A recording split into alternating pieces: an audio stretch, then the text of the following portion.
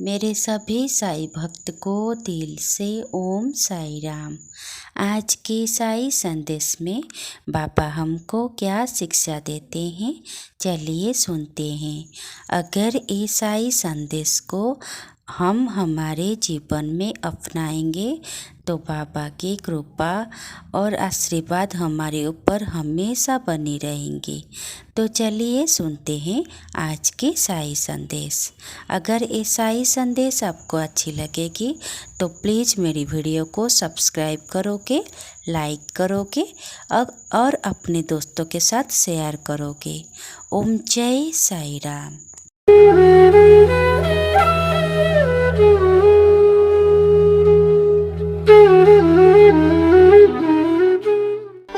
गुरु हमारा तारणहार है।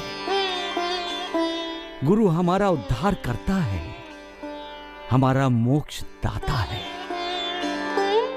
गुरु ही हमारे मन से आसक्ति को हटाकर हमारे मन में विवेक और वैराग्य को जगाता है। संतों ने कहा है,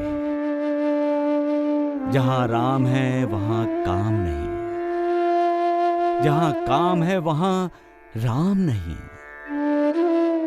काम का मतलब है आसक्ति। जहां लोभ है, आसक्ति है, वहां न शांति है, न संतोष है, न समाधान है। ऐसा क्यों होता है? हम अपने चंचल मन के अधीन क्यों हो जाते हैं? क्यों नाचते हैं चंचल मन के इशारों पर? चंचल मन को अपने इशारों पर क्यों नहीं नचाते? क्योंकि हमारा अपने मन पर अंकुश नहीं है। हम अपने मन को काबू में नहीं रख पाते। अपने मन को अपने काबू में रखने के लिए हमें मार्गदर्शन की जरूरत होती है, और जो मार्गदर्शन करता है उसे हम गुरु कहते हैं।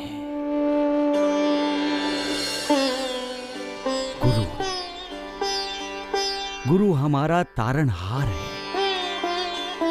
गुरु हमारा उद्धार करता है, हमारा मोक्ष दाता है। गुरु ही हमारे मन से आसक्ति को हटाकर हमारे मन में विवेक और वैराग्य को जगाता है।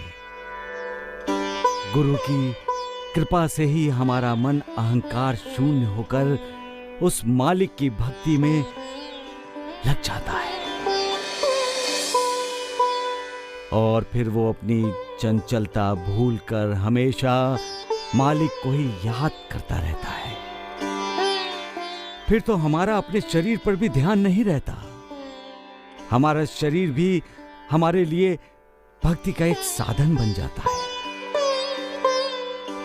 जो शरीर में रहने वाली अशरीरी आत्मा का परमात्मा के साथ रिश्ता बना देता है। अपने आप को भी भूल जाने की स्थिति पैदा होती है। तब इंसान अपनी उन्नति के रास्ते पर होता है। उसे मालिक का परम धाम दिखाई देने लगता है, परंतु उसे मालिक के परम धाम तक ले जाने वाला होता है गुरु। गुरु इंसान की मां होता है, इंसान का पिता, मित्र, भाई, बहन और मालिक भी होता है। गुरु नहीं तो इंसान मगरूर है, गुरु है तो इंसान विनम्र है। गुरु के आशीर्वाद से ही मालिक की कृपा संभव है। इसलिए कहते हैं कि गुरुर ब्रह्मा गुरुर विष्णु गुरुर देवो महेश्वराय गुरुर साक्षात परब्रह्मा तस्मै श्री गुरुवे नमः। ना किसी की निंदा करो, ना ही किसी से शत्रुता, ना किसी से नफरत करो, ना किसी से ईर्ष्या। अपने आप को मालिक को सौंप दो और हमेशा प्रार्थना करते रहो, हे मालिक दया कर। हे मालिक, करम कर। मैं सिर्फ इतना ही चाहता हूं, मैं हमेशा तुम्हारी भक्ति करता रहूं। मुझे न धन चाहिए न संपत्ति, मैं सिर्फ तुम्हारी कृपा का भागी बनना चाहता हूं। इस संसार के पाप, ताप, शाप मुझे परेशान कर रहे हैं। यहाँ के लोभ, मोह मुझे अपनी ओर आकर्षित करने की हर कोशिश कर रहे हैं। हे मालिक, मुझे इतना मनोबल दे दो कि मेरा मन हमेशा तुम्हारे चरणों में ही लगा रहे, तुम्हारी तरफ ही आकर्षित होता रहे। मेरे मन को कभी अहंकार न छुए, मेरे मन में कभी पापी विचारों को जगह ना मिले। मेरे मन का कोना कोना सिर्फ तुम्हारी याद से भरा रहे। बस अपने आशीर्वाद की छांव में मुझे रहने दो। तुम हर संकट से अपने भक्तों की रक्षा करते हो मालिक। इस संसार रूपी भवसागर में मेरी जीवन रूपी नैया विकारों के आंधी तूफान में डगमगा रही है मालिक। इसे तुम ही पार लगा सकते हो मालिक। इसे पार लगा दो मालिक, इसे पार लगा दो। तुम्हें पूजा आरती नहीं करनी है तो मत करो। दूसरे को पूजा करने से क्यों रोकते हो? उसे अगर भगवान के प्रसाद का भागी बनना है तो बनने दो। वो तुम्हारा प्रसाद तो नहीं छीनता, और फिर तुम रोकने वाले होते कौन हो? अपने आप को भगवान से भी बड़ा समझते हो। अरे याद रखो, वो मालिक सब देख रहा है।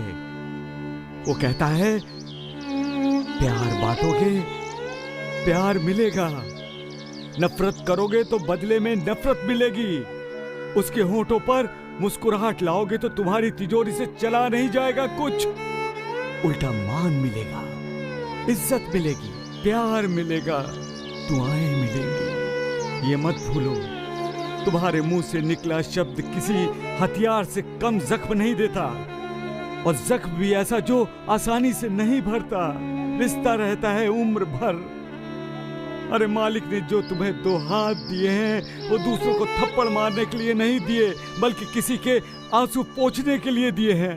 आंसू पोंछो, प्यार बांटो, खुशियां दो। खुशी मिलेगी, प्यार मिलेगा, आशीर्वाद मिलेगा उस मालिक का। इस नश्वर शरीर का त्याग करने के बाद भी मैं आप लोगों के साथ रहूंगा, आप लोगों का साथ दूंगा। मैं नहीं रहूंगा तो क्या हुआ? मेरी अस्थियां श्रद्धा, भक्ति और विश्वास की दीक्षा देती रहेंगी। मैं नहीं रहूंगा, फिर भी मेरी समाधि आपसे बातें करेगी, आपको करुणा देगी, और जो अनन्य भाव से मेरी शरण में आएंगे उनका उद्धार करती रहेगी। सबका मालिक एक।